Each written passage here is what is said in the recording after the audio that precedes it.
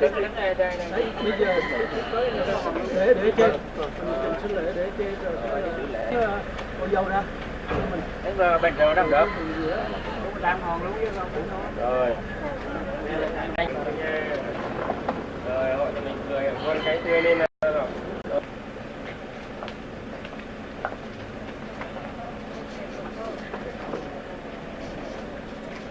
mời vào mời vào mình mời vào xin lễ thành hôn mình mới làm bây giờ mời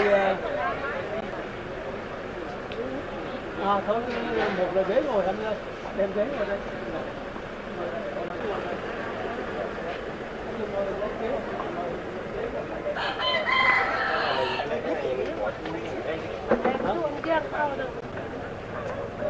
rồi mình xong rồi mình muốn giờ tí nữa mình đây luôn để hai bên để đây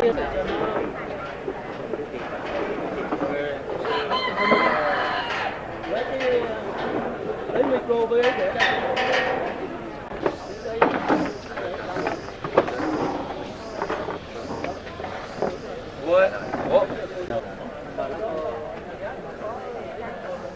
rồi họ sang nhà mình hai họ nhà mình sắp xếp ngồi ở đấy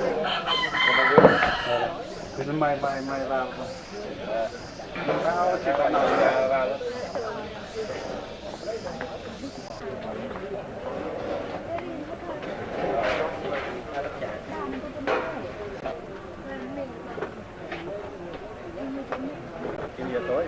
giờ tối không phun lên tận đó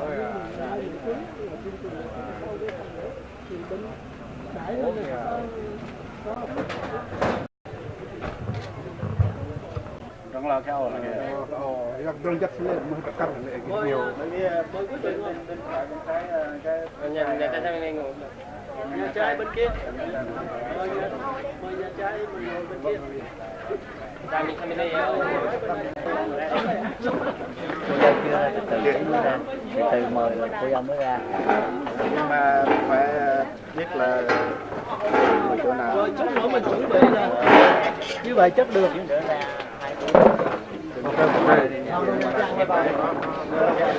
cái này không có đây quà nè thấy đây chạy qua đó bây giờ bà coi cho điện thoại gái này họ gái họ trai được đây là như là cha mẹ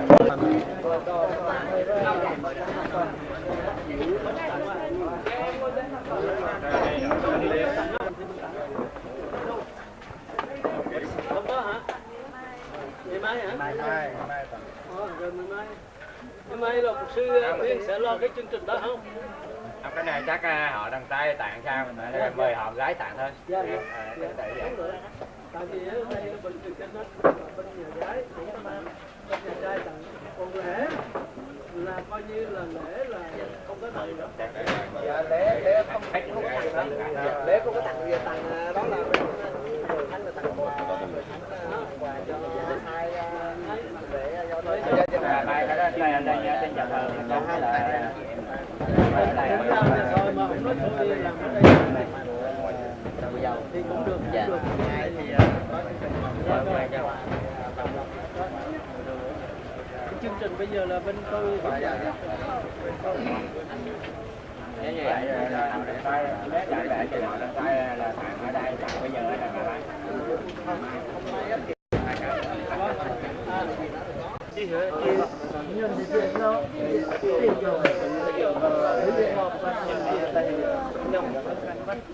bây giờ đây có mừng của mừng thì liên mừng thì liên mẹ mình cái đó hay lên lại năm nay đưa hai cái nó giờ chút ăn rồi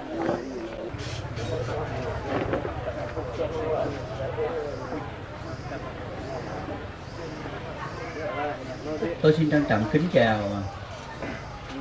hai họ, kính chào quý đầy tớ của Chúa cùng quý con cái của Chúa ở tại Hội Thánh Lê Tên Tô. Chúng ta tạ ơn Chúa vì buổi sáng hôm nay Chúa cho Hội Thánh của Chúa có thời giờ để chúng ta cùng với đầy tớ của Chúa chúng ta dự lễ đính hôn cho hai em Nguyễn Thiện Phước Thọ và Radha. Kính thưa hai họ cùng hội thánh Chúa, để bước vào chương trình lễ đính hôn buổi sáng hôm nay, tôi xin trân trọng kính giới thiệu mục sư Huỳnh Duy Linh, chủ lễ. Và để bước vào thì giờ, tôi xin kính mời họ nhà trai sẽ trình sính lễ cưới. Xin mời họ nhà trai sẽ trình sính lễ đính hôn. Xin kính mời.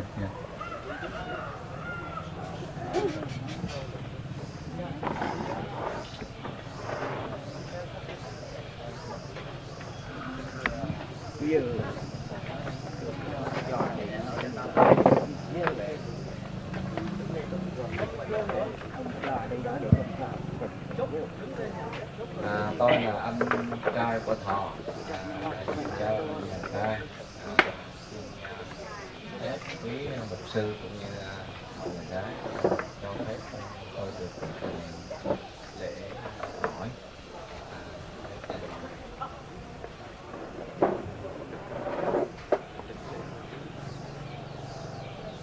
Thưa họ nhà gái và họ nhà trai cũng có một quả để gọi là để hỏi nhà gái.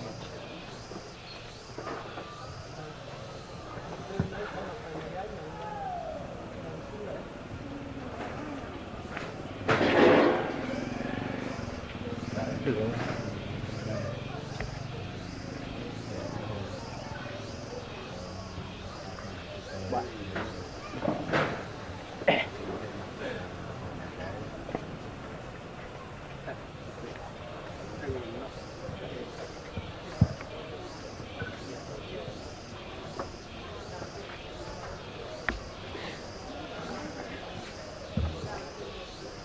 Xin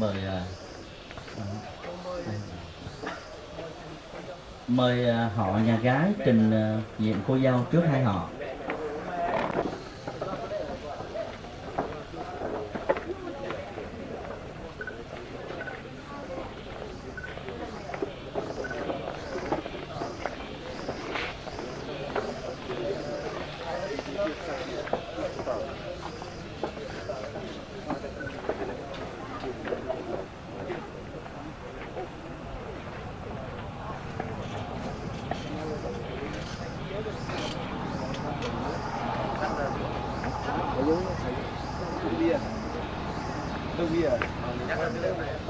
Bóc hết rồi. Thôi mình đứng vào trong anh thôi. Mình đứng bóc vào trong đây. Rồi. Mẹ vô.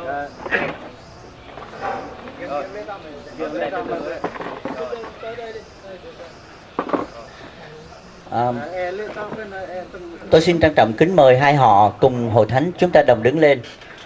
Xin kính mời mục sư Viên cầu nguyện.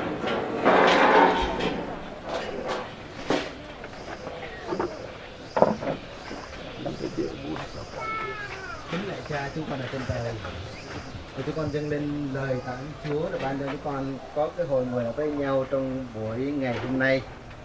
Chúng con sẽ thờ phượng Chúa, ca ngợi Chúa, vì Chúa đã tạo dựng nên con người của chúng con giống như hình ảnh của Ngài, và Chúa cũng đã phán con người ở một mình thì không tốt.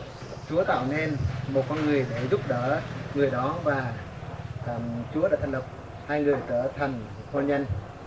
Sáng hôm nay chúng con thờ phượng Chúa và sẽ làm lễ đính hôn cho hai cháu Phước Thọ và Radha. Con cầu xin Chúa đã ban ơn cho mỗi chương trình của chúng con để diễn ra được đẹp ý Chúa. Xin Chúa ban cho người hướng dẫn, rồi mục sư Huỳnh Duy Linh sẽ chia sẻ với hai cháu và hai họ. Xin Chúa cũng ban ơn cho mỗi gia đình được sức của Chúa. Trong buổi ngày hôm nay chúng con sẽ làm lễ đính hôn, rồi thì giờ của chúng con từ bắt đầu cho đến kết thúc buổi đính hôn này. Xin Chúa ban ơn cho mỗi chương trình được đẹp với Chúa để làm vinh hiển lên Chúa. Có những gì chúng con vẫn còn có những ý riêng sai sót ở trước mặt Chúa, xin Chúa tha thứ cho mỗi một chúng con có những ý riêng. Và thì giờ này xin Chúa ban ơn và xin Chúa tiếp tục đổ phước cho chương trình của chúng con từ bắt đầu khi mà cất lễ. Con giao hết mọi việc trong tay quyền năng của Chúa. Con cầu nguyện trong danh Chúa Jesus Christ. Amen. Xin kính mời hai họ cùng hội thánh chúng ta đồng ngồi.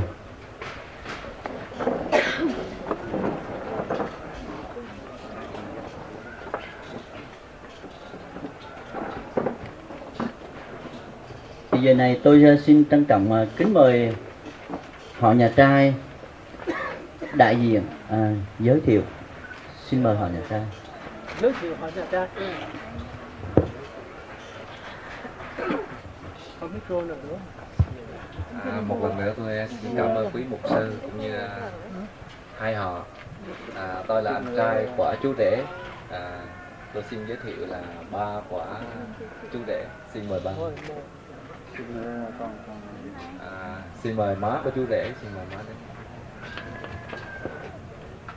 Người tiếp theo tức là cô ruột của chú rể. Xin mời cô. Tiếp theo là chị đầu của chú rể, cũng là chị thứ tư của chú rể. Xin mời chị. Và một người dượng ruột của chú rể. Xin mời dượng là một em út của chú rể. Và một người anh trong tộc. Xin mời anh Trường.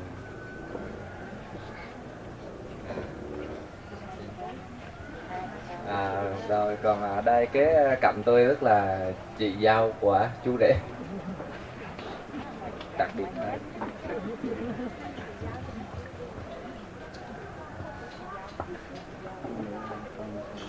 Tiếp theo tôi xin trân trọng kính mời đại diện họ nhà gái, đại diện giới thiệu về họ nhà gái. Xin kính mời.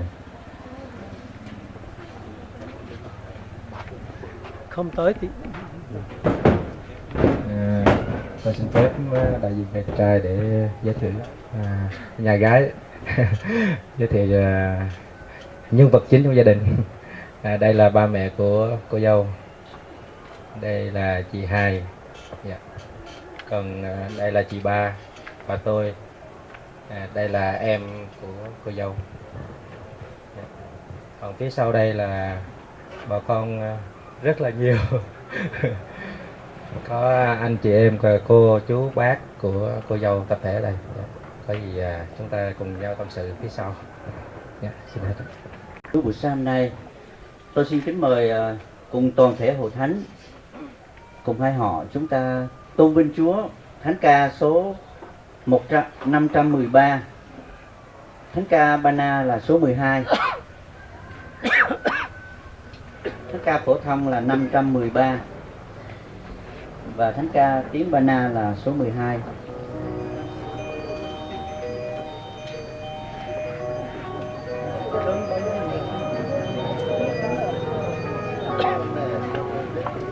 Lớn bấy duyên Ngài.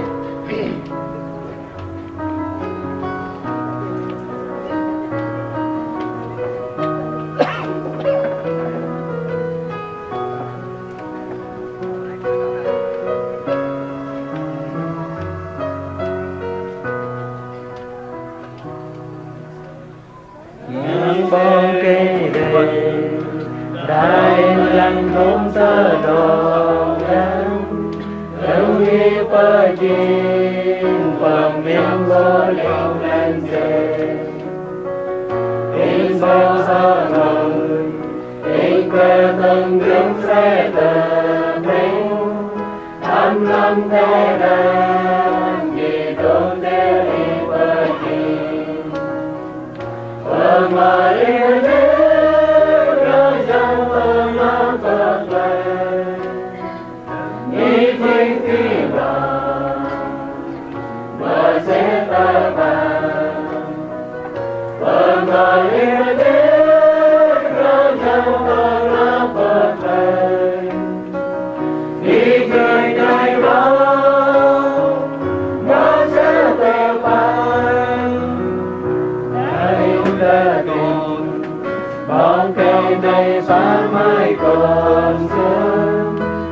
dối với tao còn chẳng kinh cả em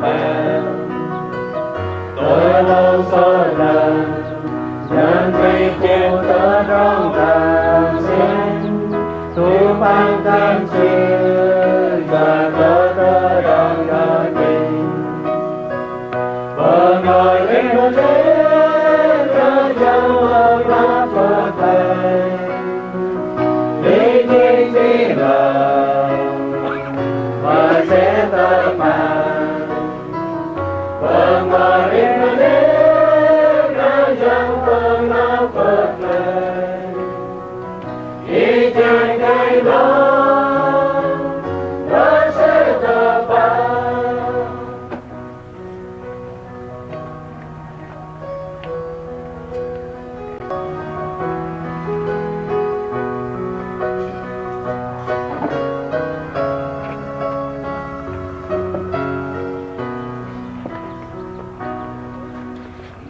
Đi cho từng ngồi đây em sống chung là anh không tin chẳng có liên trường đi vườn in tôi xui lòng xin tôi giờ ký tay cùng nói cỡ bỏ ký thế ngài thân mấy mà đi lòng ngồi lên thế có dấu ở lớp vợ thần ý bay đi lại và sẽ tay này vợ ngồi lên thế có dấu ở lớp vợ thần ý ngài đại đó đâu sẽ vượt qua.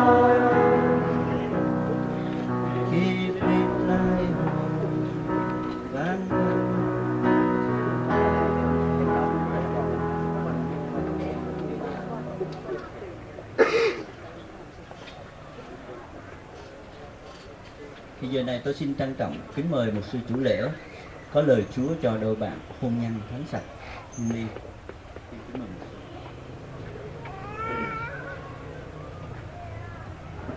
Trân trọng kính chào hai họ và một số con cái của Chúa hội thánh ở tại Leopoldo như mục sư Uyên là quản nhiệm chi hội Congress thay mặt cho một sư úy ở tại hội thánh Chúa Leopoldo đây. Chúng ta tạ ơn Chúa vì đôi bạn trẻ yêu nhau Phước Thọ và Ngoại Đa thời gian kéo dài cũng khá lâu. Rồi qua thử thách thì đôi bạn đã quyết tâm để xây dựng gia đình với nhau. Cảm ơn Chúa cho bên họ nhà trai ông bà cụ thân sinh của Thọ là ông bà Nguyễn Hà, rồi anh chị cũng như họ hàng đã quyết định để mà tiến đến hôn nhân. Và hôm nay thì gia đình đến đây vì điều kiện đường xá xa xôi cách trở nên đã đến đây trước khi lễ thành hôn ngày mai thì đã có lễ đính hôn hôm nay, và cũng giống như là lễ xin rước dâu đó, cưới đó, vừa đính hôn vừa cưới, tức là hai trong một. Cũng cảm ơn Chúa là ông bà mục sư nhiệm chức Vũ cũng đã và hai họ cũng đã đồng ý để mà kết nghĩa xuôi gia, và cũng bằng lòng gả con gái mình cho cậu Phước Thọ, và Chúa cho hôm nay thì có cái lễ đính hôn này. Chúng tôi rất mừng vì có lẽ là có ngôn ngữ khác và phong tục hơi khác một tí, nên có cái lúc đầu thì chuẩn bị nó cũng chưa có, mình xa quá cũng chưa có bàn bạc một cách chu đáo, nên chúng ta cũng có trễ một chút xíu, nhưng không sao. Vì bên nhà gái thì rất là đông, nên ông bà một sư Phú nói là thôi mình làm bên ngoài cho nó rộng rãi, chứ trong nhà chặt quá. Nhưng mà cũng chúng ta cũng thấy tương đối như thế này thì cũng được. Vì như vậy thì Cảm ơn Chúa. Bây giờ chúng ta bước vào lễ đính hôn, và để có nền tảng lời Chúa nhắc nhở đôi bạn và cũng nhắc nhở cho chúng ta về hôn nhân, thì xin chúng ta đọc lời Chúa với nhau ở trong Ma-thi-ơ đoạn 19 từ câu thứ 3 cho đến câu thứ 12. Tôi xin được đọc ở đây. Và ở đây có lẽ là cũng có, chúng tôi rất vui mừng vì ở bên nhà trai cũng có nhiều vị là chưa biết về Thánh Kinh là thế nào và Tin Lành thế nào, nên chúng tôi cũng muốn để được quý vị cũng được nghe những điều mà Chúa muốn dạy về hôn nhân. Người Pha-ri-si bèn đến gần để thử Ngài mà rằng: không cứ vì cớ gì người ta có phép để vợ mình chăng? Ngài trả lời rằng: các ngươi há chưa đọc lời chép về đấng tạo hóa hồi ban đầu dựng nên một người nam một người nữ, và có phán rằng vì cớ đó người nam sẽ lìa cha mẹ mà dính díu với vợ mình, hai người sẽ cùng nên một thịt hay sao? Thế thì vợ chồng không phải là hai nữa, nhưng một thịt mà thôi. Vậy loài người không nên phân rẽ những kẻ mà Đức Chúa Trời đã phối hiệp.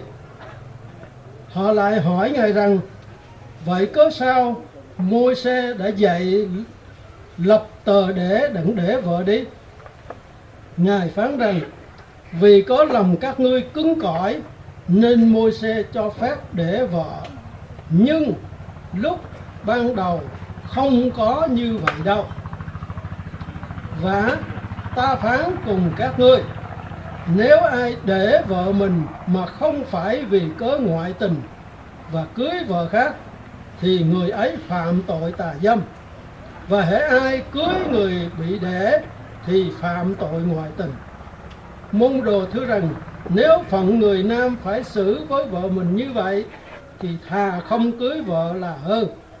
Ngài đáp rằng: chẳng phải mọi người đều có thể làm lãnh được lời này, chỉ người sẵn có ban cho như vậy mà thôi. Vì có người hoạn từ trong lòng mẹ, có người hoạn vì tay người ta, và có người tự mình làm nên hoạn vì có nước thiên đàng. Người nào lãnh nổi lời ấy thì hãy lãnh đi. Thế thì vợ chồng không phải là hai nữa, nhưng một thịt mà thôi. Vậy loài người không nên phân rẽ những kẻ mà Đức Chúa Trời đã phối hiệp. Kính thưa hai họ, đặc biệt là đôi bạn trẻ Phước Thọ và Rada, khi đôi bạn quyết định lập gia đình thì chúng ta phải suy nghĩ cho kỹ, và chúng ta xem thử mình có thể là theo sự hướng dẫn lời Chúa để lập gia đình. Và khi chúng ta đã cam kết, đã hứa với nhau rồi, thì chúng ta phải giữ lời hứa đó. Vì vậy nên hôn nhân, quyết định hôn nhân là một quyết định trọng đại trong đời người. Đối với người Việt chúng ta thì chúng ta biết rằng có sự tích trầu cau, sự tích trầu cau để nói lên là gắn bó của nghĩa vợ chồng.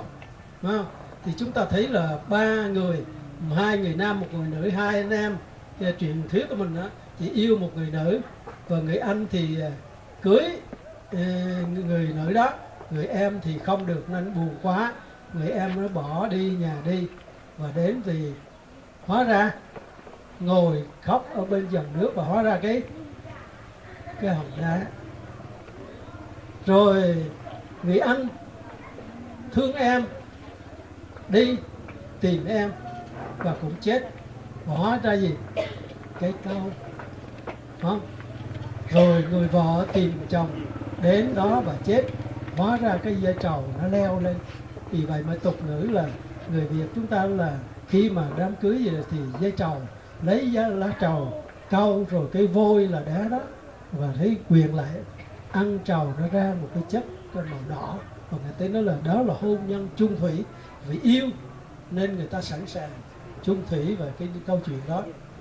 Thì nhưng mà còn một câu chuyện nữa là câu chuyện mà chúng ta thấy ông Tơ bà Nguyệt, để nói là cái sự gắn bó của hôn nhân, là ông Tơ thì phải có bà Nguyệt, ông Tơ thì có Nguyệt, rồi Nguyệt lão, là chúng ta thấy rằng dùng cái dây mà xuống ném thì cái dây tơ hồng nó quấn với người nam người nữ và siết chặt là hai người đó mới là kết đôi và trọn đời. Có những cái điển tích khác mà tôi không nói tại vì nó dài quá, để nói là hôn nhân gắn bó bởi tơ hồng ông Tơ bà Nguyệt xe duyên, nên đôi nam nữ nó sẽ gắn bó suốt đời. Nhưng đó là những câu chuyện truyền thuyết để nói đến cái thiêng liêng của hôn nhân và không chia lìa.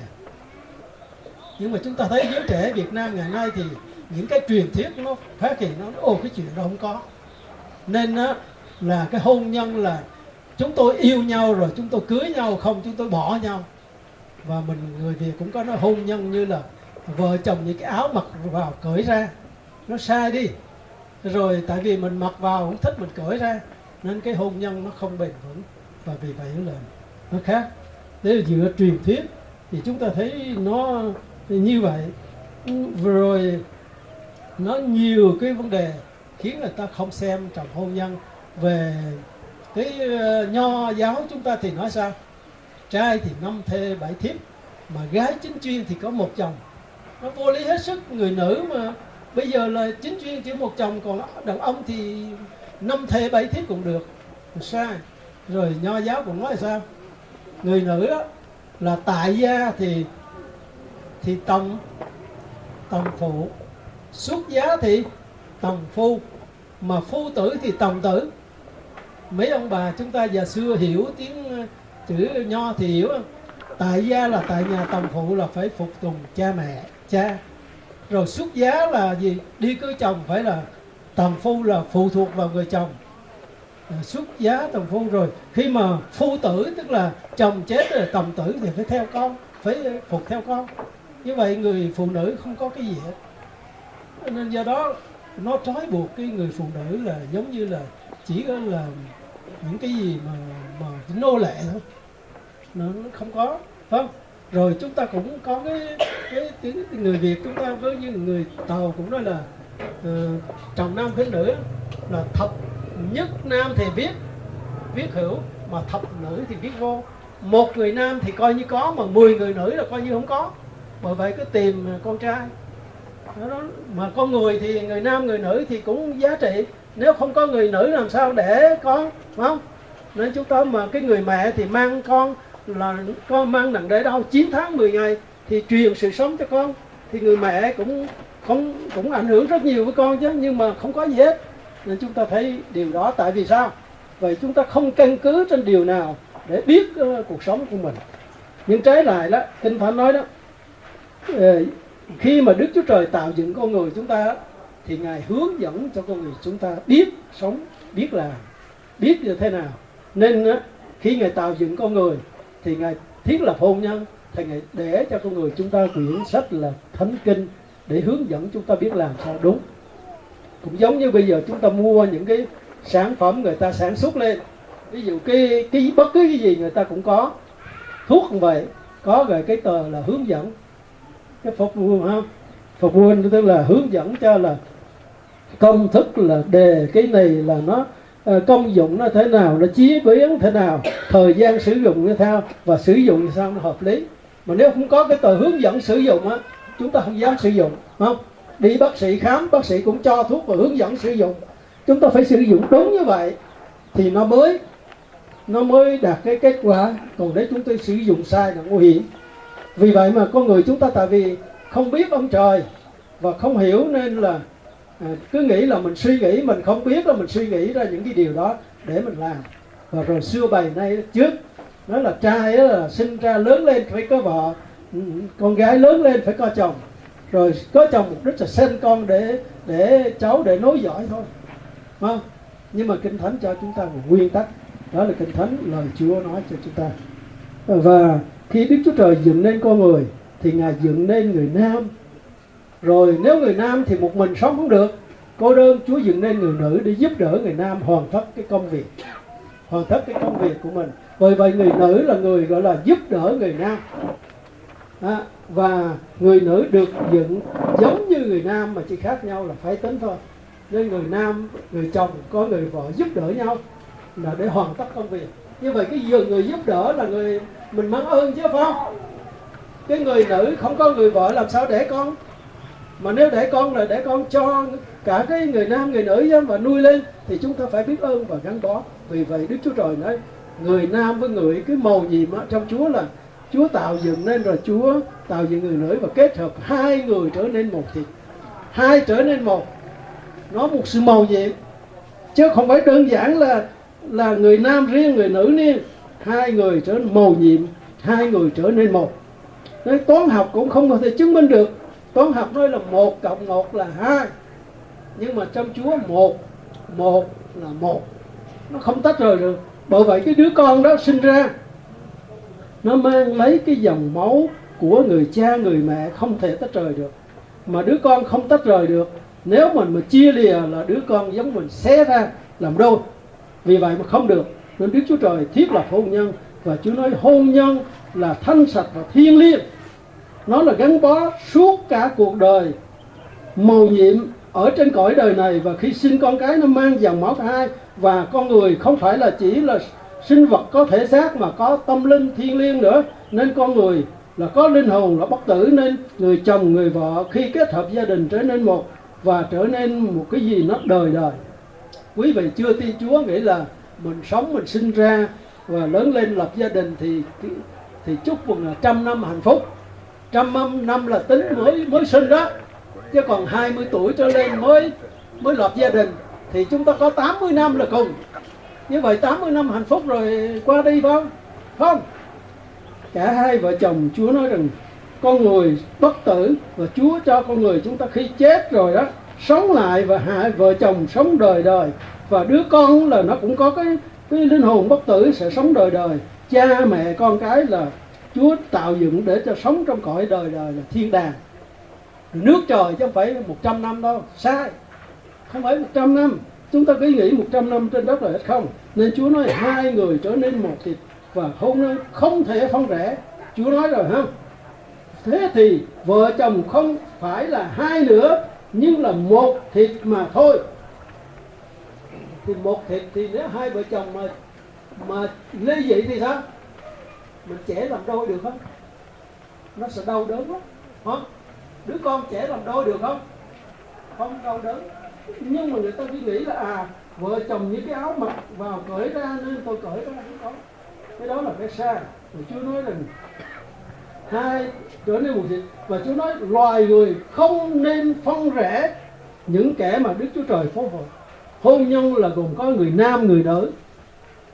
Ngày nay thì chúng ta thấy quý ông bà anh em chúng ta thấy là hôn nhân có nhiều khi ở ngoài là người nam với người nam đồng tính. Con trai cưới con trai làm sao để con, người nữ con gái với con gái làm sao để con, sai trật, phải không? Điện âm phải có điện dương nó mới phát ra điện, chứ điện âm với điện âm thì không phát ra điện. Nhưng mà con người chúng ta ngày nay là như vậy đó, đồng tính luyến ái.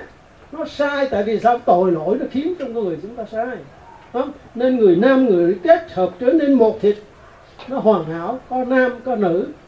Con vật cũng vậy, nó có con trống con mái mà chúng ta thấy loài chim hay loài gì á, nó rất là chung thủy với nhau.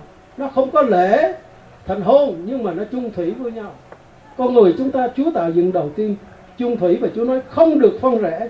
Vì vậy hôn nhân là trọn cuộc đời, chứ không phải hôn nhân chỉ là mấy chục năm, trừ trường hợp người vợ người chồng qua đời thì có thể tục huyền. Còn sống trên đất thì suốt cuộc đời. Bởi vậy cái lời tuyên hứa khi cưới đó là nó là một lời tuyên hứa suốt cuộc đời, chứ không phải là tôi thích tôi cưới rồi là giữa hai bên họ hàng tôi hứa như vậy nhưng ngày mai là tôi bỏ. Không. Và hôn nhân Chúa nói là sao? Hôn nhân con người là Chúa Thượng Đế tạo hóa. Ban đầu tạo hóa Chúa nói rồi, ban đầu đáng tạo hóa là ông trời đó, đã dựng nên người nam và người nữ, và chỉ một nam một nữ và kết hợp cho. Như vậy hôn nhân đầu tiên là ông trời đã tạo dựng và đã kết hợp cho. Và ông trời là đấng đời đời, không phải là nay sống mai chết, Ngài đấng hằng hữu.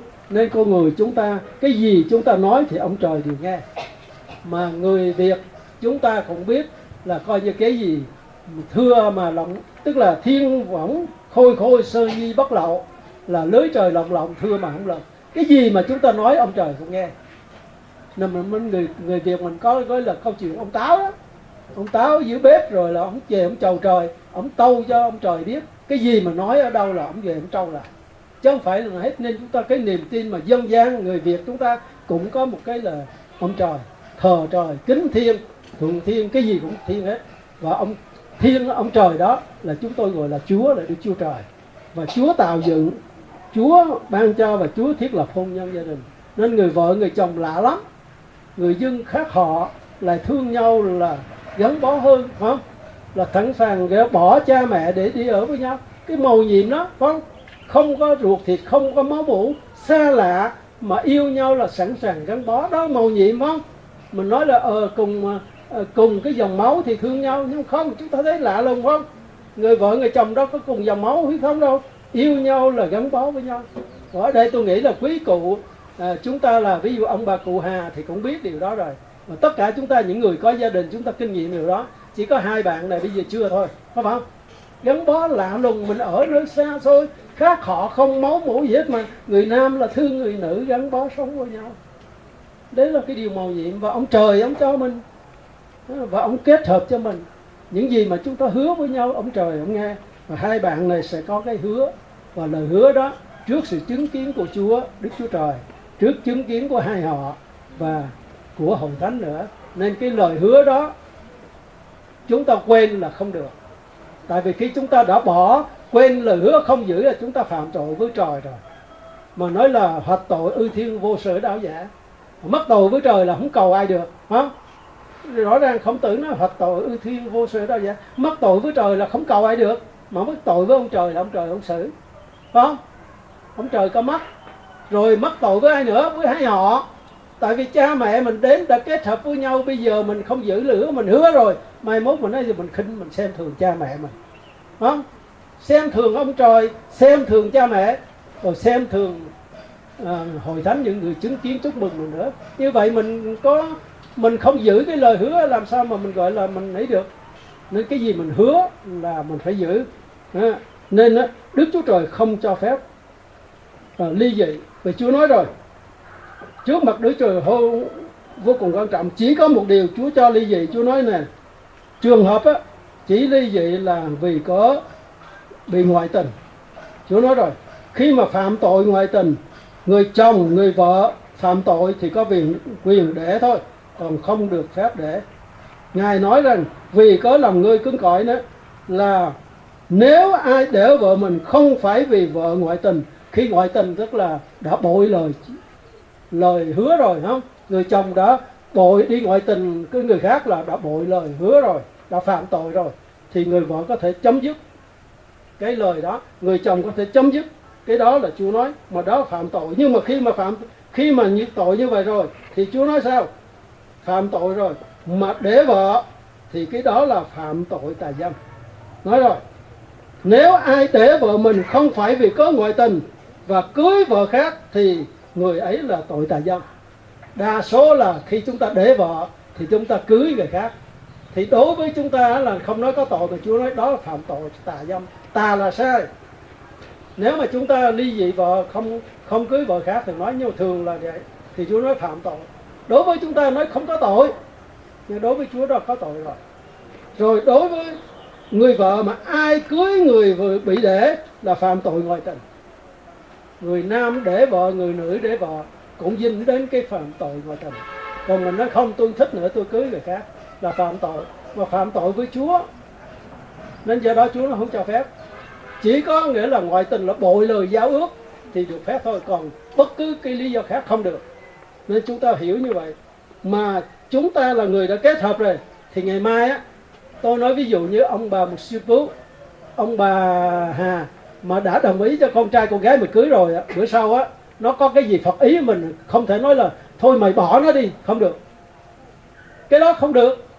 Tại vì cái vấn đề là đã giao ước, đã quyết định rồi, thì vấn đề khi khốn khổ, khi khỏe mạnh, khi này kia thì mình yêu thương và nâng đỡ nhau.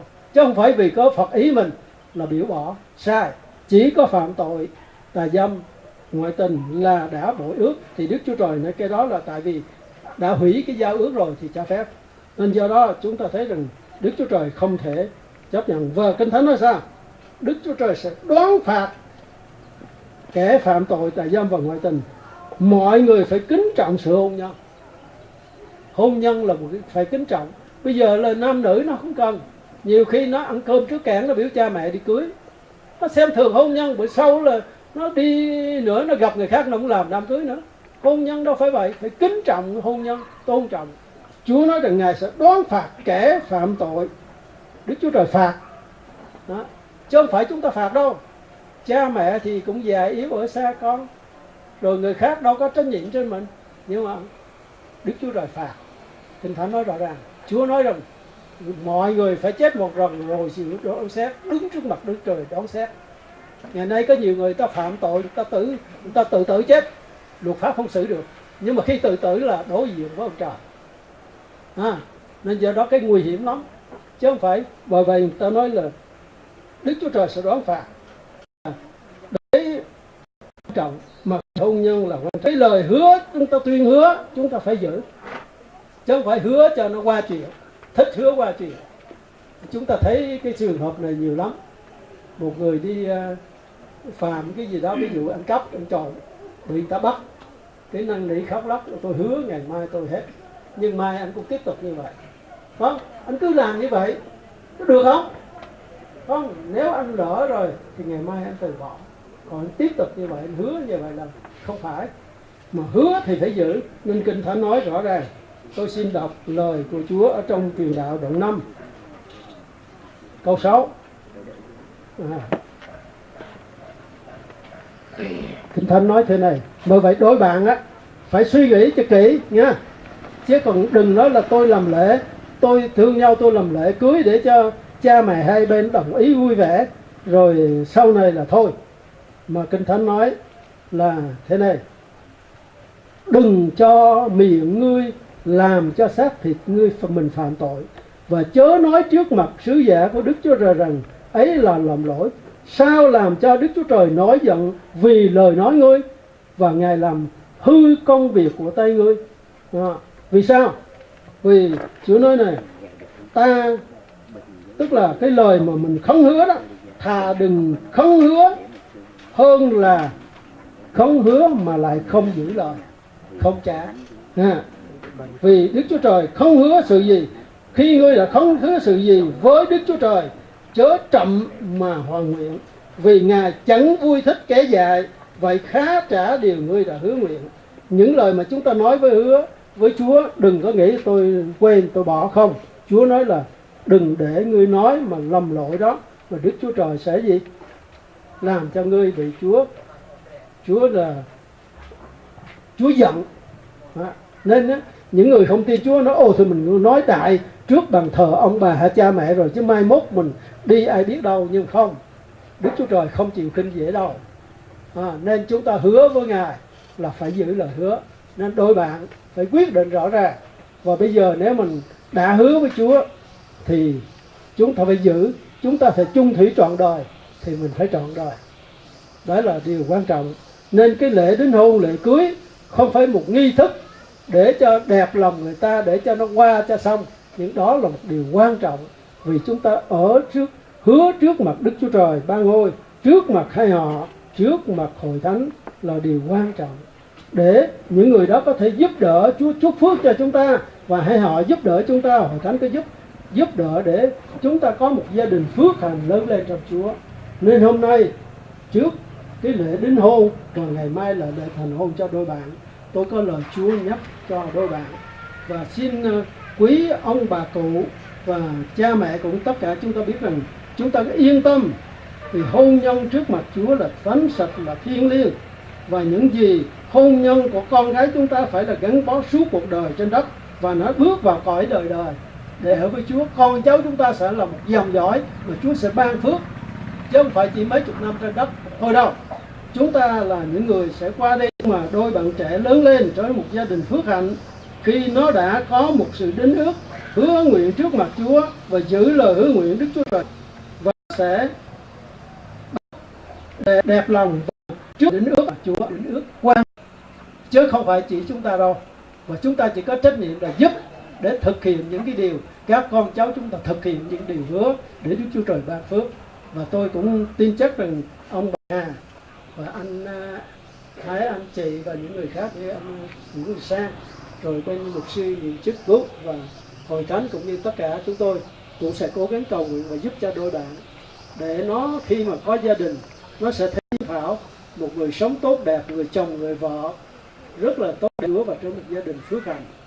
Nó tránh như xã hội ngày hôm nay băng hoại, không, xã hội băng hoại quá, gia đình tan nát, những người chồng người vợ là không có chung thủy, đứa bé lớn lên nó làm cho xã hội này điêu đứng lang thang cuộc đời và rốt cuộc đời không có cái gì hết. Nên chúng ta thấy rằng Đức Chúa Trời không muốn cho một cái gia đình, một xã hội như vậy, mà Đức Chúa Trời luôn ban phước cho gia đình.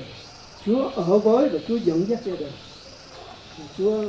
Tôi rất vui mừng vì có là ông bà cụ Nguyễn Hà và gia đình từ kia đã vào đây để gặp gỡ, dù có cái khác cái ngôn ngữ và cái phong tục một tí, nhưng tôi nghĩ là có lẽ lần đầu quý vị tiếp xúc như này, nhưng chúng tôi tiếp xúc thường rồi. Chúng tôi thấy là nếu hôn nhân trong Chúa thì các cháu được Chúa ban phước cho nhiều, bởi vì Chúa ban ơn cho đôi bạn. Hai bạn có thấy rằng sau cái lời tôi dặn dò, hai bạn có quyết định nghĩa để đến hôn và kết thúc hôn không? Rồi, đây là cái điều thật sự. Còn nếu mà thấy tôi không giữ được thì chúng ta có thể ly hôn, hơn là chúng ta nói lỡ rồi, không có cái gì lỡ hết. Cái lỡ đó là thà mình lỡ còn hơn là mình bước vào cái lời hứa mà mình mang lấy cái tay và hạ cái tội. Xin Chúa ban phước cho đôi bạn. Vì vậy mà đôi bạn đã quyết định rồi, không? Hai họ cũng nhìn thấy. Như vậy ông bà cụ Nguyễn Hà có thấy là quyết định không? Bên ông mục sư Vũ có quyết định không? Rồi, Chúa ban phước cho ông bà. Xin chúng ta cùng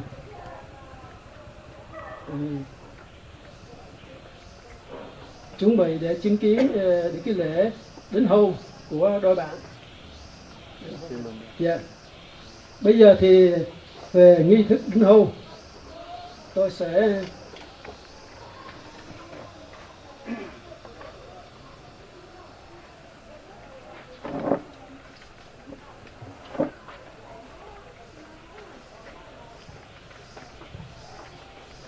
mời cô cậu đứng lên.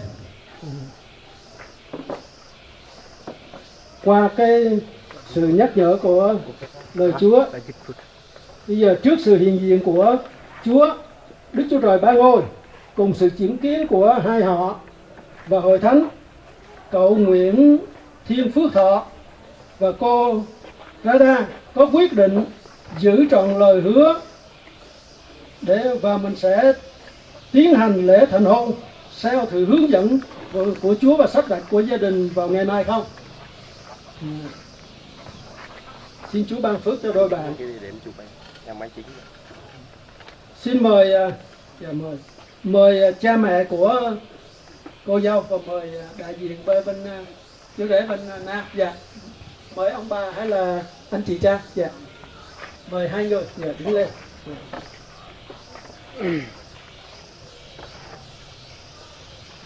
Trước sự hiện diện của Chúa cùng sự chứng kiến của hai họ và đại diện hội thánh, quý ông bà có chấp nhận và sắp xếp để cho con em mình sẽ cử hành hôn lễ theo nghi thức của hội thánh vào ngày mai không? Xin Chúa ban phước cho. Và bây giờ có cái kỷ vật nào, thì anh mời ngồi.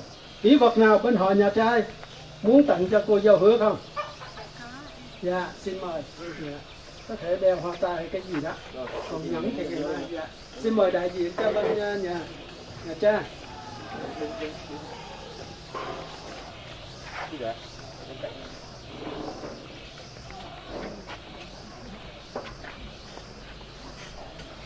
Rồi.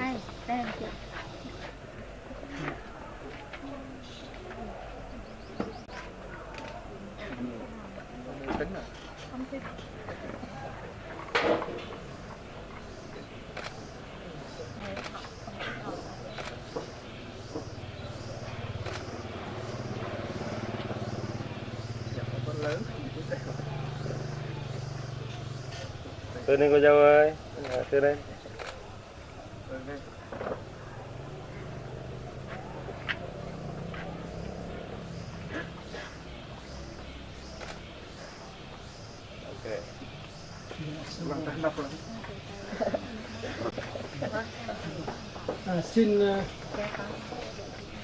Xin kính mời hai họ chúng ta cùng đứng lên.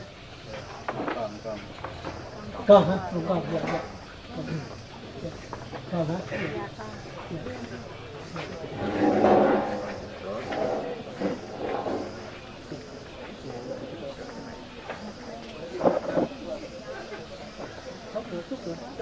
Bây giờ chị ấy rồi còn người chốc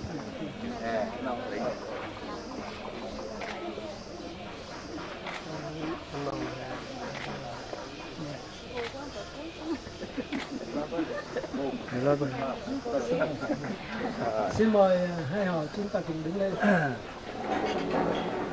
Nhân vì cậu Nguyễn Thiện Phước Họ và cô Radha đã công khai tính nước trước sự hiện diện của Đức Chúa Trời Ba Ngôi cùng sự chứng kiến của Hội Thánh, và hai họ đã trao và nhận kỷ vật làm tin, cũng như được sự đồng thuận của hai bên gia đình, họ nhà gái nhà trai. Tôi với tư cách là chủ lễ long trọng tuyên bố cậu và cô là vợ chồng hứa rồi, nhân danh Đức Cha, Đức Con và Đức Thánh Linh. Amen. Từ nay cậu và cô được phép xưng hô cha mẹ và thân tộc hai bên theo như những thành viên trong gia đình của mình.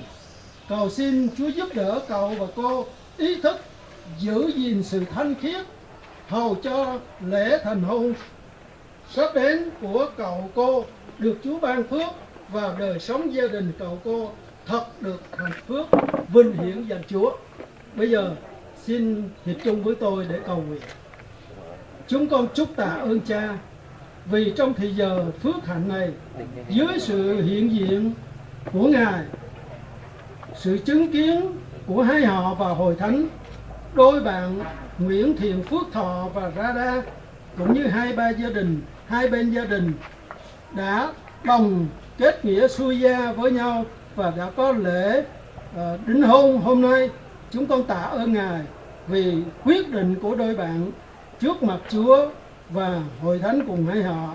Cầu xin Đức Chúa Trời chúc phước ban ơn cho đôi bạn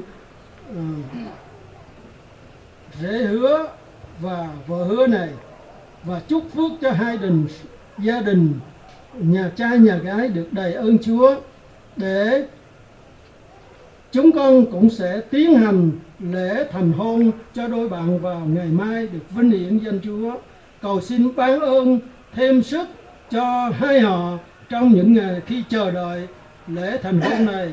Xin Chúa ban ơn cho đôi bạn được ơn lành của Chúa, và khi các bạn đã quyết định, đã đính ước, thì Ngài ban cho ơn năng quyền Thánh Linh ân điển để cho họ có thể giữ trọn những lời họ hứa trước mặt Ngài. Chúng con tạ ơn Chúa. Cầu xin Chúa ban phước cho Hội Thánh của Chúa tại Brevento cũng được ơn Chúa để giúp đỡ cho đôi bạn và có lễ thành hôn vinh hiển danh Ngài.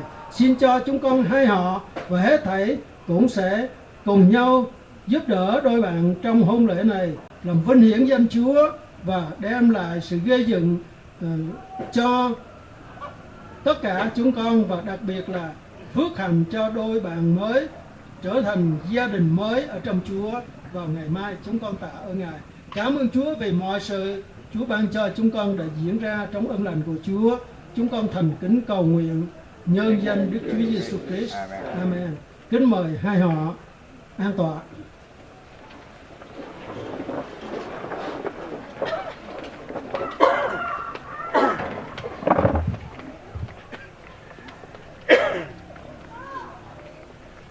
Kính thưa hai họ cùng Hội Thánh Chúa, đã xong cái nghi thức lễ đính hôn, thì giờ này tôi xin kính mời đại diện họ nhà trai sẽ có những món quà để tặng cho cô dâu chú rể. Xin kính mời.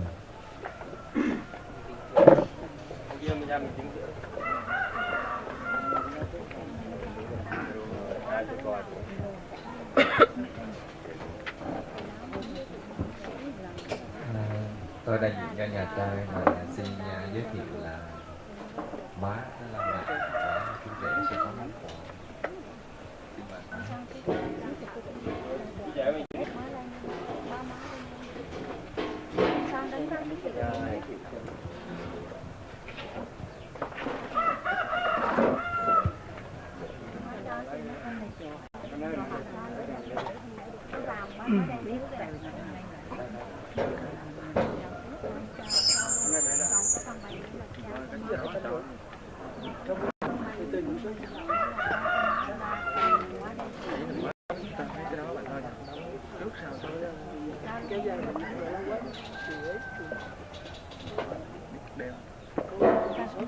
Chứ để tháo anh thôi anh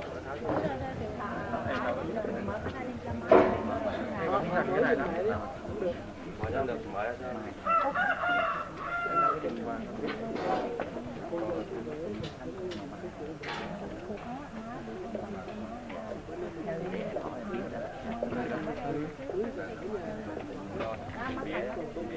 đưa vô sao rồi đưa vô phòng đưa cho có chừng để cho họ nó nắm rồi cứ để tay để cái tay thôi chứ vậy đeo đi rồi rồi bước ra đây cho má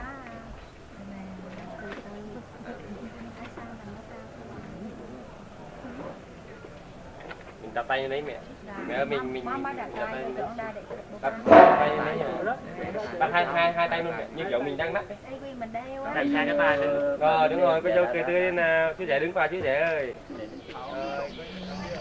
để người ta quay chứ.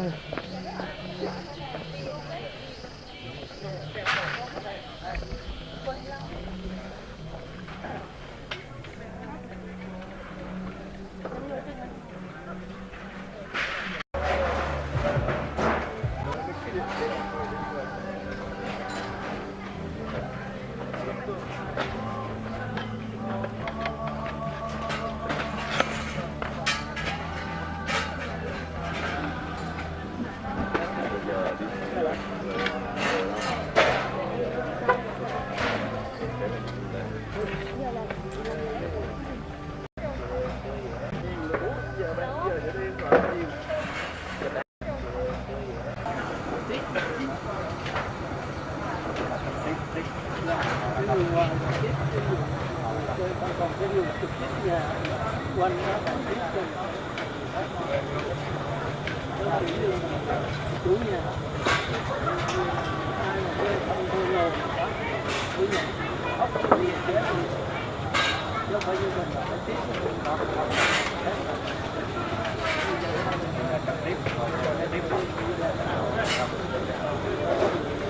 cưới mà đi xong rồi đây mà tới nhà tới là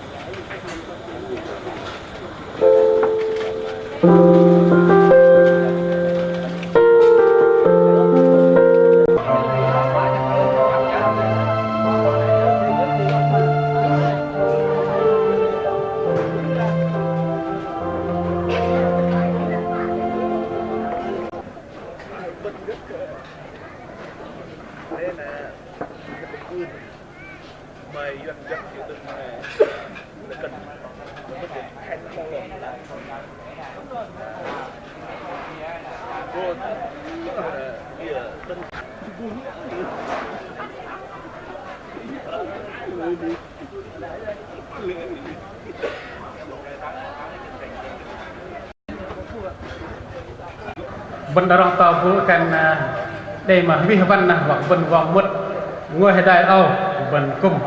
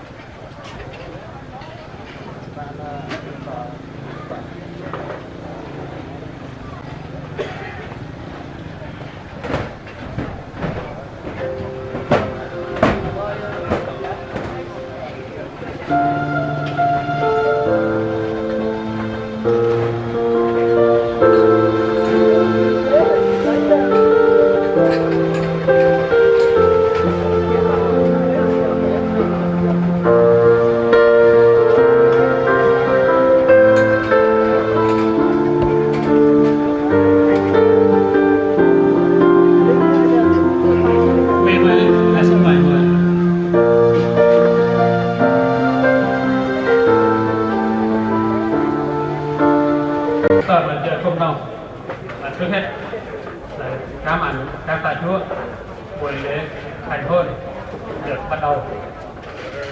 Kính thưa mục sư Huỳnh Duy Linh, trưởng ban đại diện tỉnh Gia Lai, Vạn An.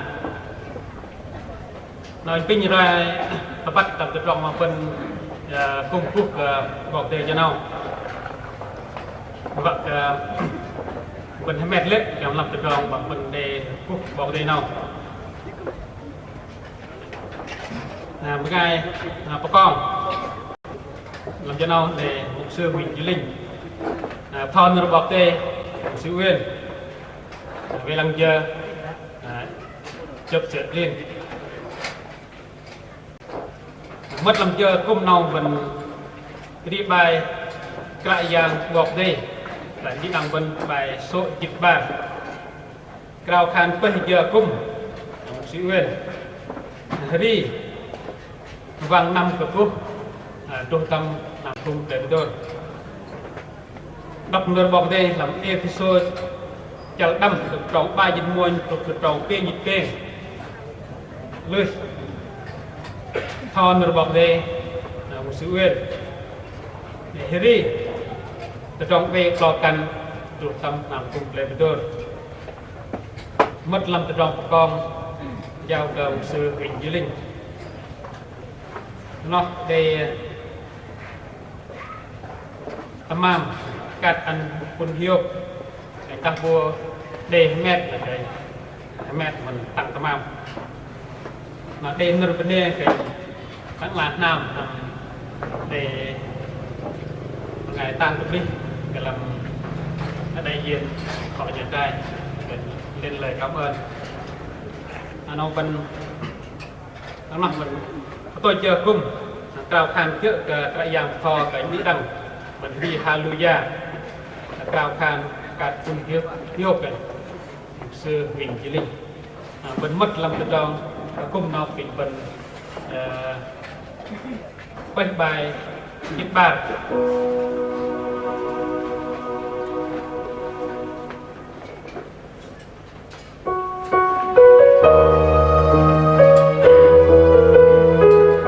Đăng Vân yêu xin mời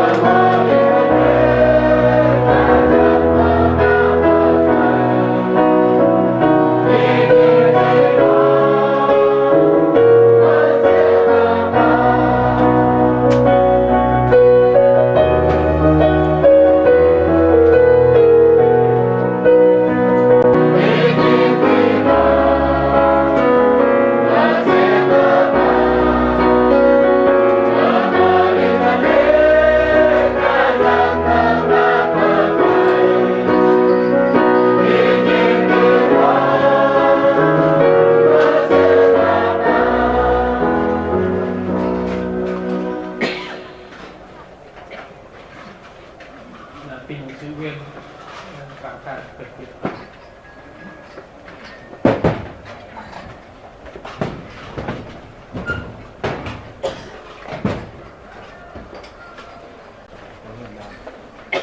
Kerajaan Pak Mari ngelampar penti im setapang im yang dokter ikan minum ngai pada gumse pangkok saya tu baik gấp masih jing om jing keluarkan dan noh deng kau kerajaan an masih besar jing jeklar kon pengai wujud yang ada tuh menangai dan giờ nâu bah napi yon deng làm drong cung cung đi kerajaan pai penyih weh dai belang chung nyak lang kum drong yang yon đừng một ngày về giờ ngày đây khuôn heri nở ít lúc rong con mà loài về lúc đâm chưa nâu hoặc các cam bờ nạp ít bởi vì những đây về lăng ít bàn tôm rong và từ cứ ăn hành đi ít ăn cái nhon nở mà từ nô tôm rong chênh rong giang nó nhon và trước thời nở ít hoặc bố ăn và cái tôm rong giang nhon trước ít lập đòn các yang dah di dalam kia mak pam kita jumpa dalam kon ngai nyon dorong yo bak kedi dorong hari ni ke tam leng pinyi hnakan na je no ih weh dai program ih ban dorong ke tiok leng ro lam dorong kumpuh ih pang ka bre duh dam no terus ke nar dah ngoi asa ma tuk sakai bak ke tok domah yo om dorong hari nyon ih bak nyon jing uny am keluarkan lam hanan ih ang hani lam tom dorong na je no mất lam dorong kumpuh ih pai pinyi weh dai program dom dorong mai bene kumpuh ih kalau tham gia làm cái yang Chris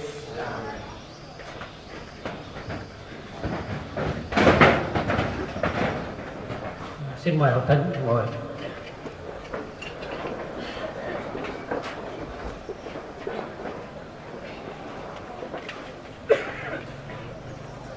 Cho nó phần cấp làm chưa cung nào là pin cung cơ tâm ư ăn của bọc đề cơ bài vàng năm cơ cúp là pin và cung cơ tâm tóc tại năm.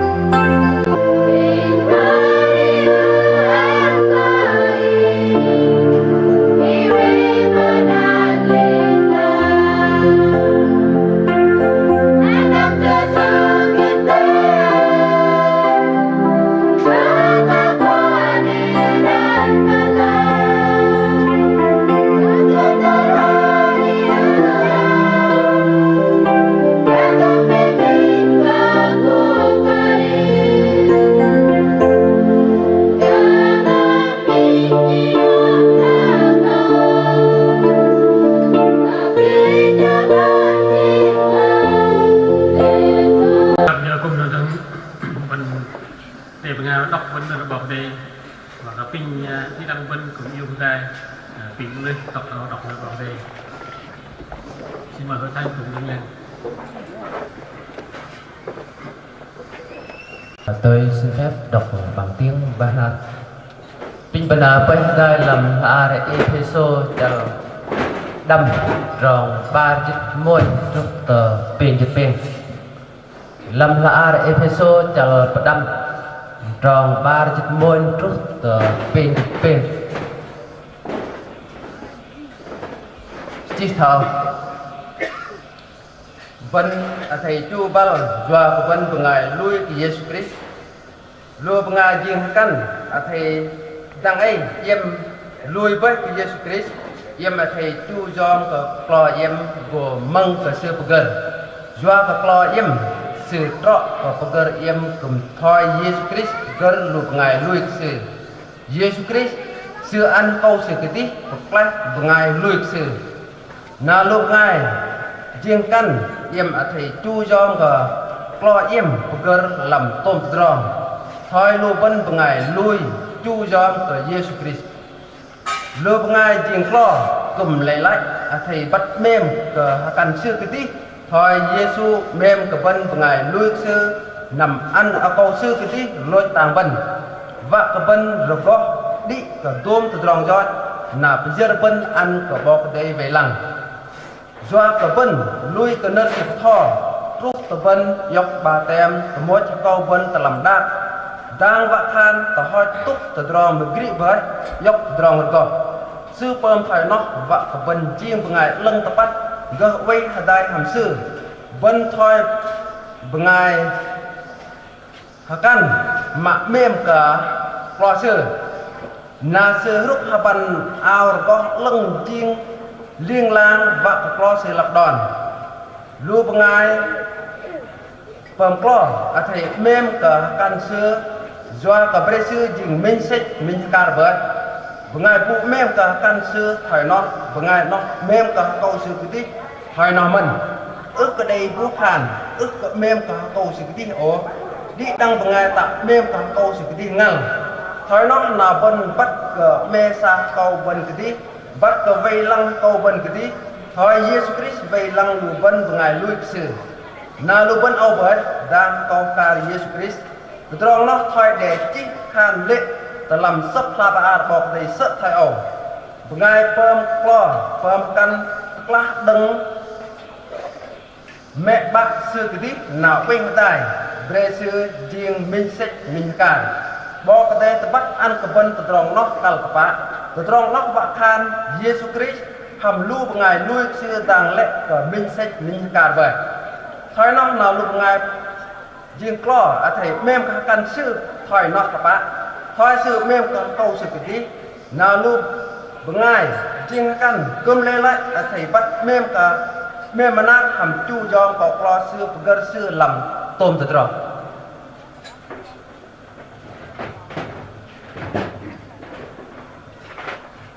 pin sư quên học tại nắp ao thọ buồn nó bảo đây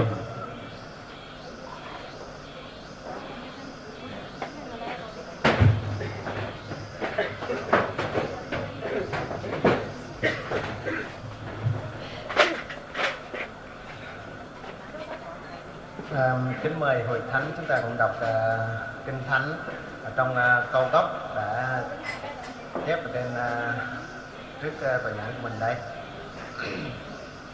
Xin chúng ta cùng đọc 2 lần khởi sự.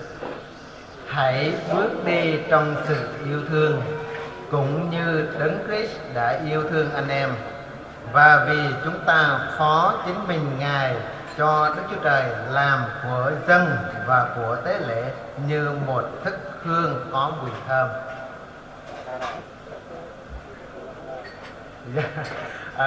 Xin lỗi, dạ, in không phải bản truyền thống. Rồi tôi xin đọc lại một lần nữa. Hãy bước đi trong sự yêu thương cũng như Đấng Christ đã yêu thương anh em, và vì chúng ta phó chính mình Ngài cho Đức Chúa Trời làm của dân và của tế lễ như một thức hương có mùi thơm. Ê-xô đoạn 5 câu 2. Kính mời hội thánh đồng ngồi.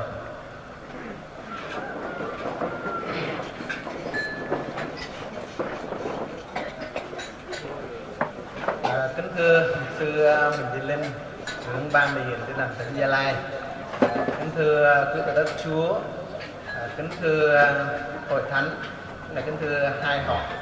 Chúng ta sẽ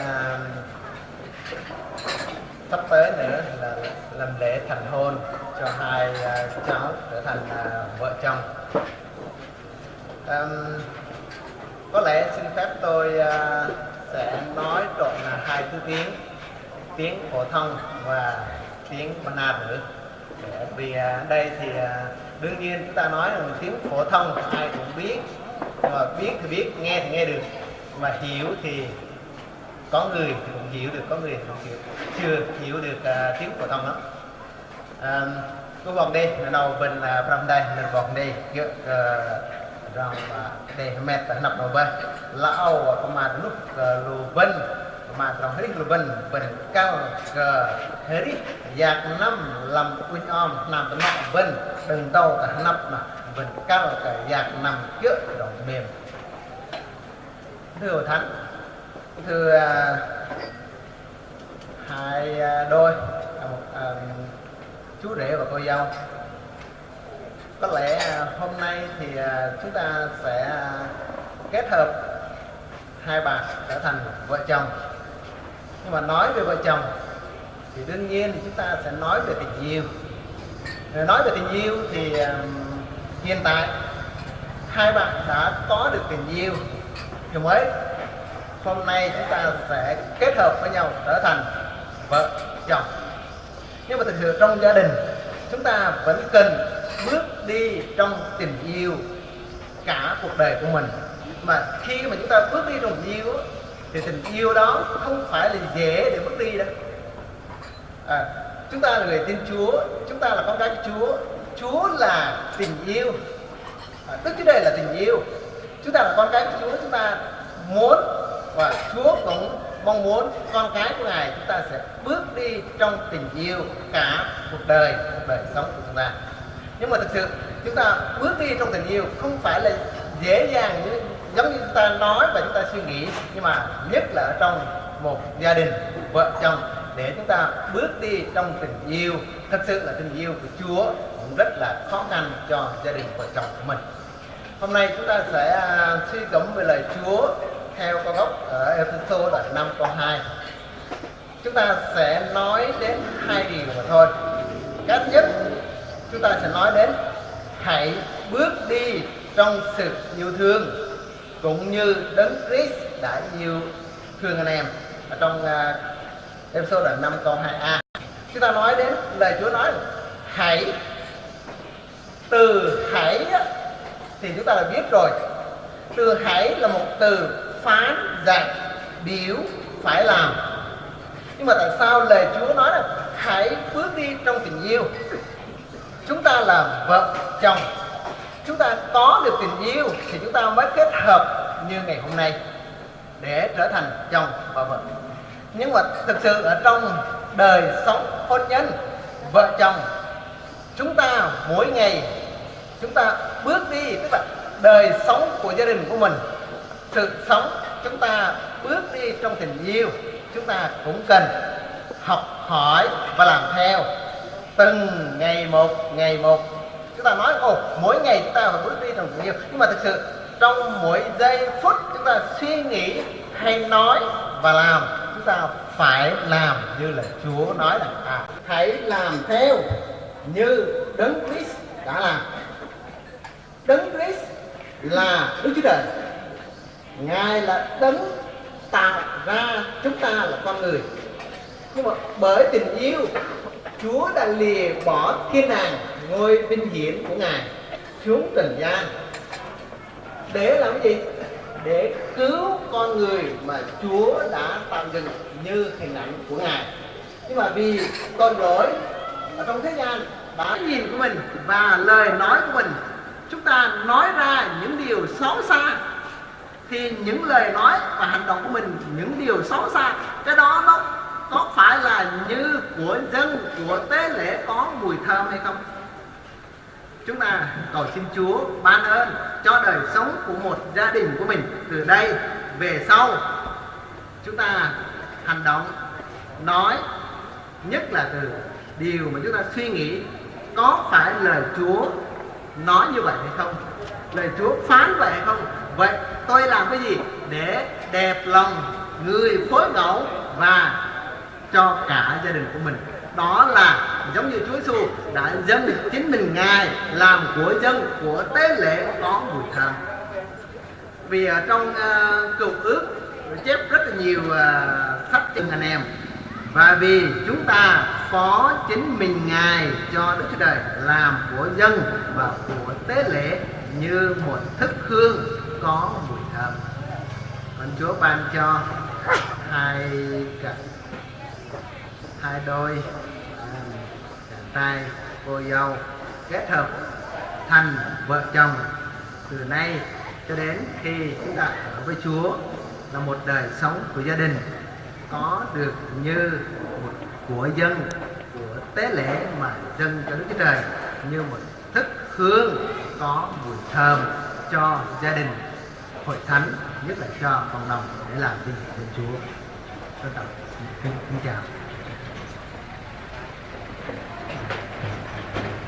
Vấn đề của bảo đây là trao tân làm chờ cùng nào pin đồ chua đâm học ăn bảo đây từ bài rong mềm rong về của căn pin đồ chua đâm.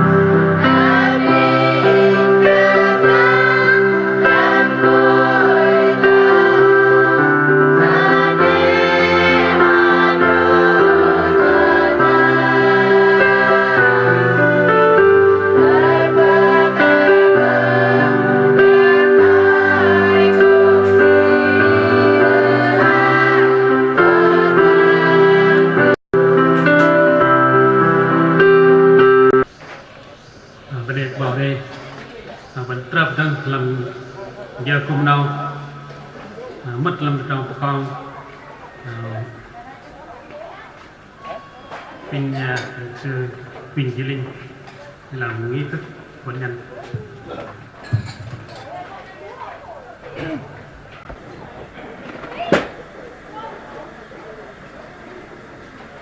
Kính thưa hội thánh và hai học, chúng ta nhóm lại đây trước sự hiện diện của Đức Chúa Trời,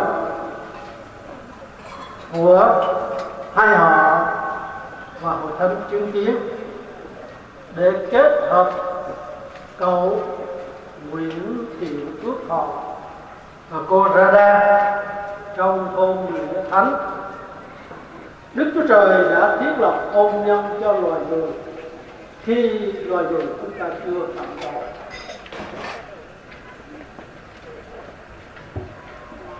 Hôn nhân là một giao ước. Hôn nhân là một giao ước của hội thánh và hai họ. Họ sẽ trọn đời yêu nhau và sống chung thủy suốt cuộc đời theo như lời Chúa dạy trong Kinh Thánh. Cậu Nguyễn Thiên Phước Thọ và cô Rada đã tin nhận Chúa Giêsu làm Chúa cứu thế của mình, cũng đã nhận thánh lễ báp têm là công khai tuyên xưng đức tin mình, trở nên một tín đồ chính thức trong Chúa, nên đã hội đủ điều kiện của Hội Thánh Tin Lành Việt Nam để được cử hành hôn lễ.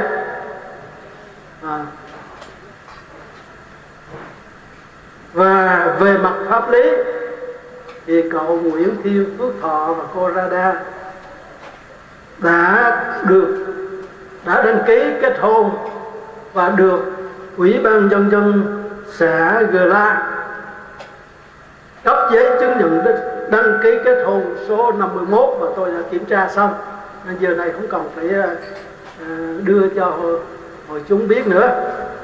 Vào ngày 11 tháng 3 năm 2019, do Chủ tịch xã là Nguyễn Kim Anh đã ký.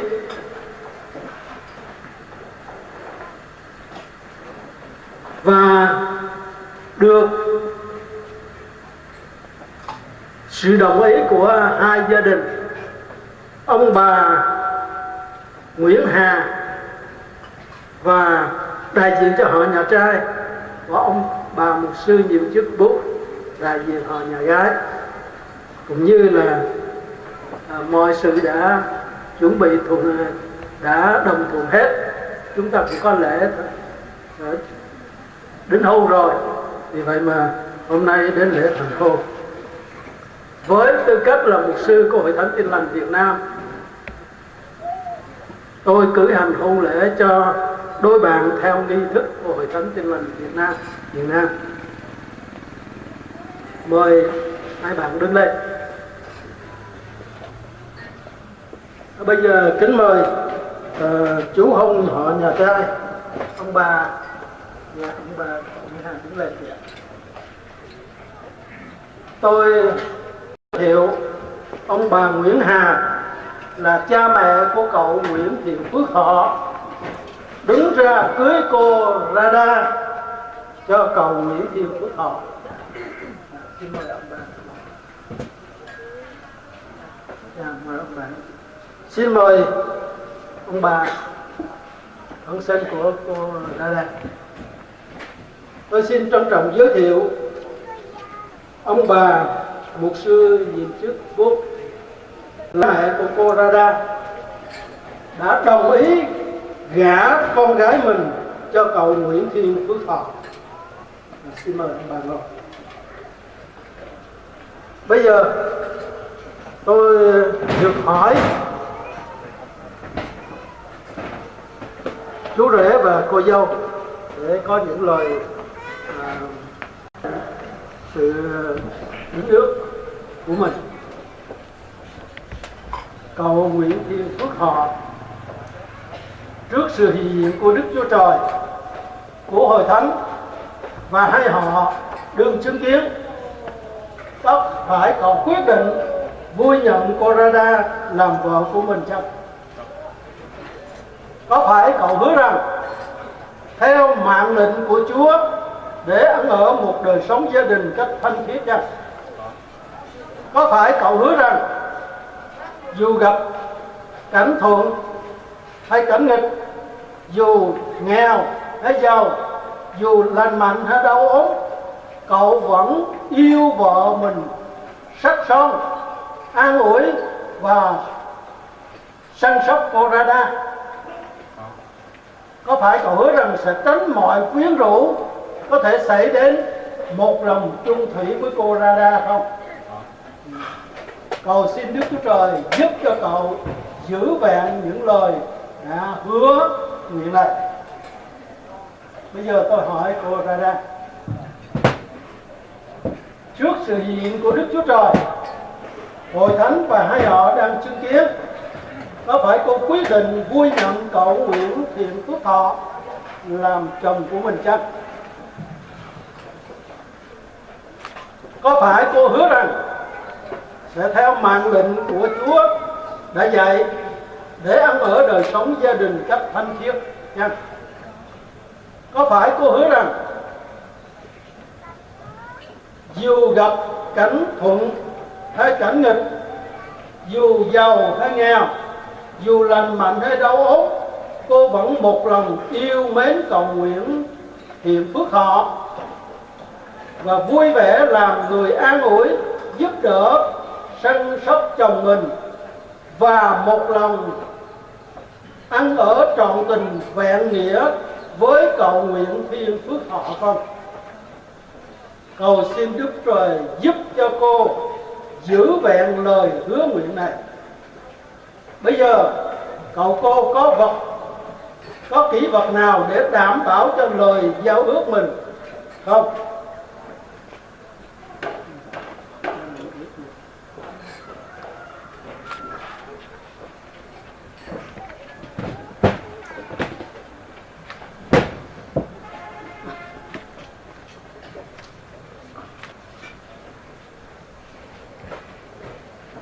Đây là đôi nhẫn bằng kim loại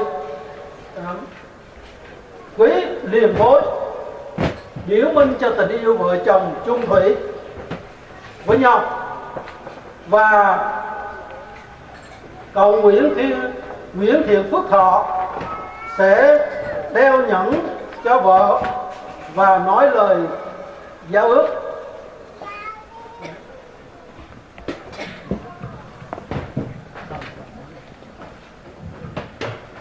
Em ghi dấu chiếc nhẫn này làm chứng cho em là vợ của anh trước sự chứng kiến của ba ngôi Đức Chúa Trời, trước Hội Thánh, trước hai họ, để chứng minh rằng kiếp này anh sẽ chung thủy với em và trọn đời trọn kiếp với em.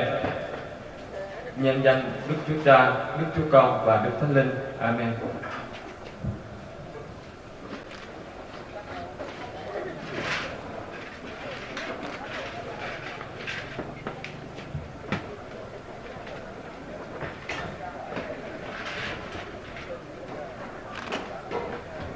Cô cũng đeo chiếc nhẫn này cho cậu Thọ và nói lời đi hứa. Anh ghi dấu chiếc nhẫn này là kỷ vật làm chứng em nhận anh làm chồng. Với sự hiện diện của ba ngôi Đức Chúa Trời, Hội Thánh và hai họ, em long trọng tuyên hứa rằng sẽ ăn ở trên mặt với anh, yêu thương, kính trọng và giữ lòng chung thủy với anh trọn đời. Nhân danh Đức Chúa Cha, Đức Chúa Con và Đức Thánh Linh. Amen.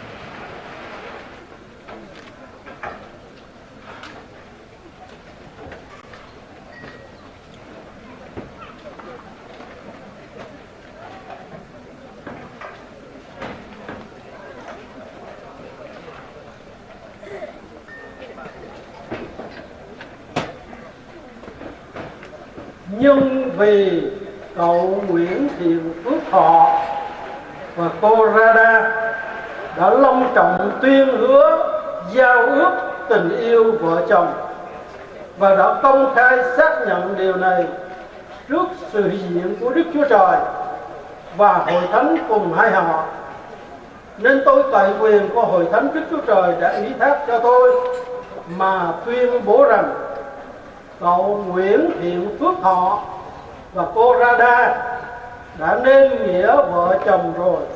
Nhân danh Đức Cha, Đức Con và Đức Thánh Linh. Amen. Vậy loài người không được phân rẽ kẻ mà Đức Chúa Trời đã phối hiệp. Bây giờ mời cậu giữa lúc cô và quỳ gối mỗi tuần.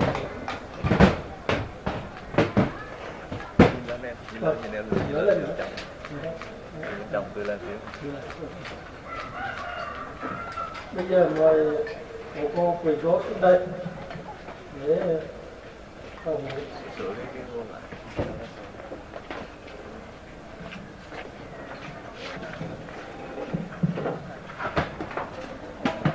Xin mời quỳ gối xuống đây. Rồi đặt tay lên quyển Kinh Thánh, tức là đặt chung lên. Xin kính mời hội thánh chúng ta đứng lên để cầu nguyện cho đôi này.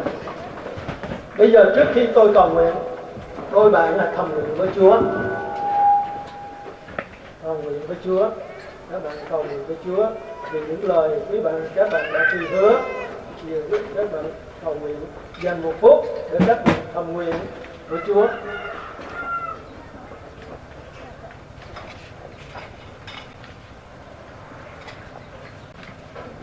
Chúng con chúc tạ Cha vì trong giờ phút thiêng liêng quý báu này, đôi bạn Nguyễn Thiện Phước Thọ và Rada đã nói lời tuyên hứa giao ước hôn nhân tình yêu trong danh của Đức Chúa Trời Ba Ngôi.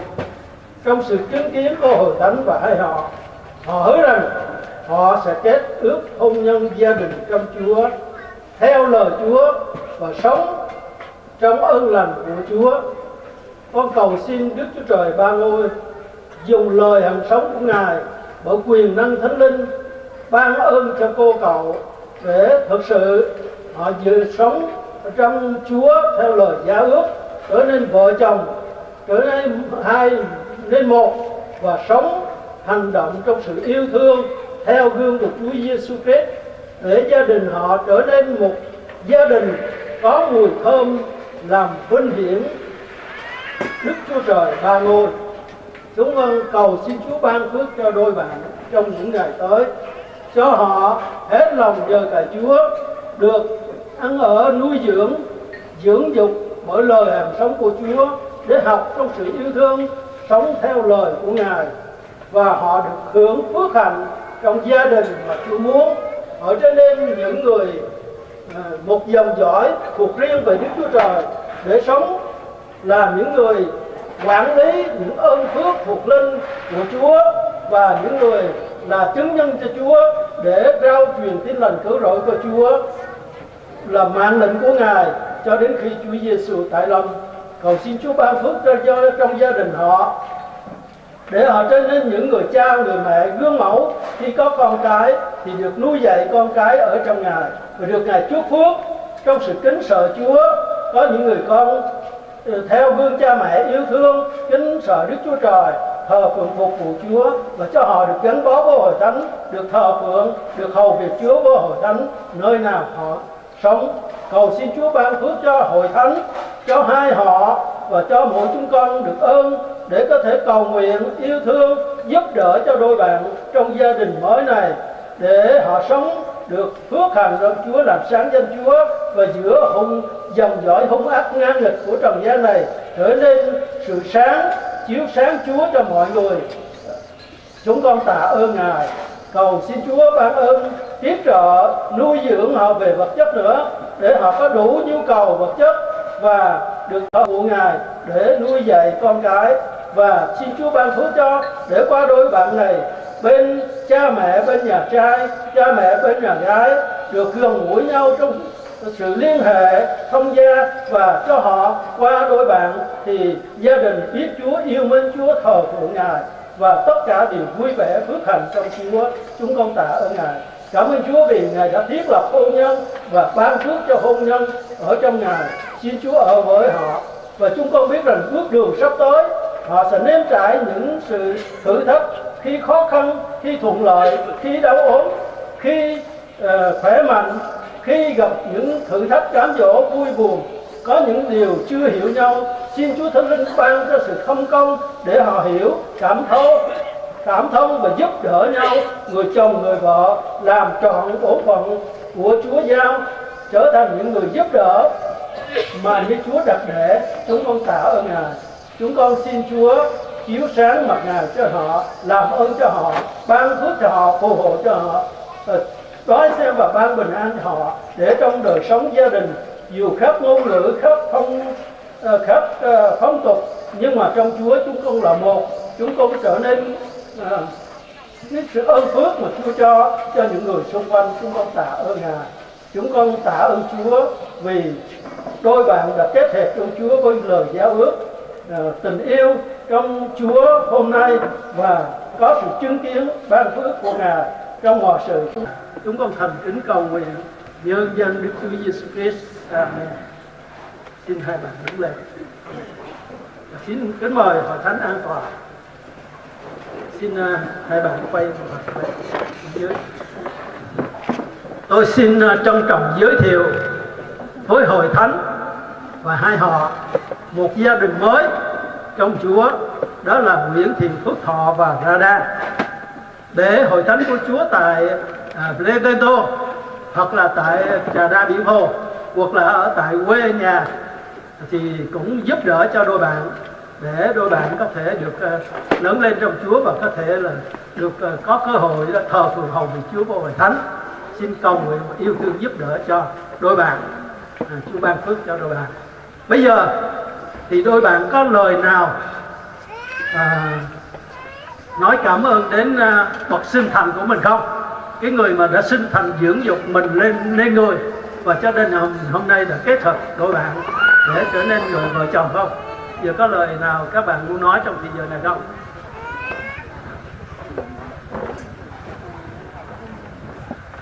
Kính thưa Chúa, kính thưa hội thánh và kính thưa hai họ, và hôm nay tôi rất là cảm ơn và ba mẹ hai bên đã tạo điều kiện thời gian để hôm nay để tổ chức cho tôi một cái lễ thành hôn hôm nay, và không có gì hơn và ngoài sự biết ơn, tôi thật sự gửi lời cảm ơn chân thành nhất tới hội thánh, tới hai họ cùng tất cả các bà con ở đây. Tôi xin chân thành cảm ơn. Lễ thành hôn đã kết thúc. Xin mời đôi bạn ngồi. Chờ cùng nào ngồi cho mình bánh giờ là đi nhau ngọt để tạm để các anh quân hiệu và anh mam làm dừng tì thăm đề nhau thăm đề thăm mẹ.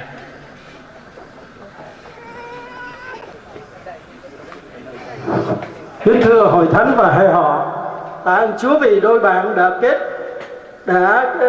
trở thành gia đình mới trong Chúa, và Đức Chúa Trời đã tạo dựng nên chúng ta đã thành lập gia đình, thì Ngài luôn có điều hướng dẫn cho đôi bạn để sống hạnh phúc trong Chúa, và đấy là lời Chúa là Thánh Kinh. Thì các bạn có một gia đình mới để các bạn có lời Chúa mà học và làm theo, và cũng có cơ hội để các bạn cũng thờ phượng Chúa nữa. Nên thay mặt cho hội thánh Trà Đa Biển Hồ và gia đình, chúng tôi xin trân trọng gửi tặng đôi bạn này bộ kinh thánh và thánh ca, để các bạn sẽ cùng thờ phượng ca ngợi Chúa và học hỏi để làm theo lời Chúa. Xin Chúa ban phước cho đôi bạn, và gia đình chúng tôi cũng có món quà nhỏ để kính gửi đến một gia đình mới của đôi bạn. Chúa ban phước cho.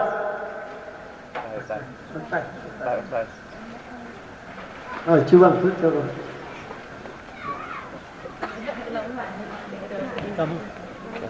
Micro. Từ từ thôi chị. Quay đây thì nó ấy. Tài xin vô chứ ta. Từng người một. Rồi, chị treo. Rồi. Đây nào. Rồi, ok. Xoay qua xíu tay rồi. Xoay hai người. Rồi, từ từ không? Nhìn đây luôn. Rồi.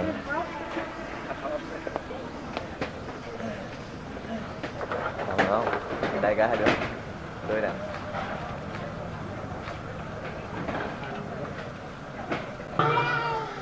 Kinh Bảo Vu. Xin mời đại diện hai họ lên lời cảm ơn. Xin mời họ nhà trai. Xin mời cô dâu chú rể lên sân khấu.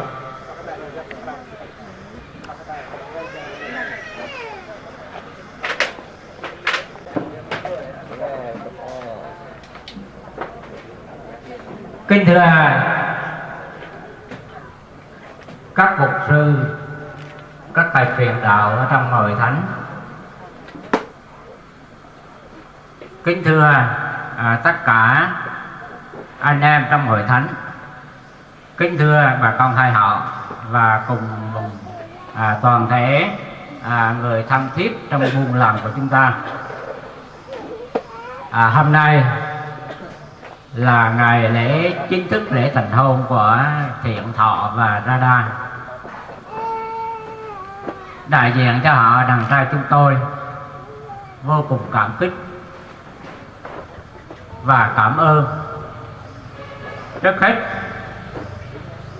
họ đàn trai chúng tôi dâng lên Chúa lời biết ơn vô hạn, vì Chúa đã thương yêu tất cả chúng ta, và bám ơn đặc biệt cho ngày hôm nay để lễ thành hôn của Thiện Thọ Radha được cử hành hôn lễ hết sức nghiêm trang, phước hạnh và đầy sự vui vẻ. Họ đàn trai chúng tôi cũng xin gửi đến tất cả các mục sư, các thầy truyền đạo cùng các tín hữu trong hội thánh Biển Hồ Trà Đa đã tận tình giúp đỡ và trang trải mọi sự để cho lễ thành hôn của Thiện Thọ và Radha được thành công tốt đẹp. Họ đàn trai chúng tôi cũng xin gửi đến cá nhân mục sư Quỳnh Duy Linh đã cử hành hôn lễ cho hai cháu hôm nay tràn đầy sự phước hạnh và tôn kính. Tôi xin gửi đến cao can cật quân yêu tình sư vị.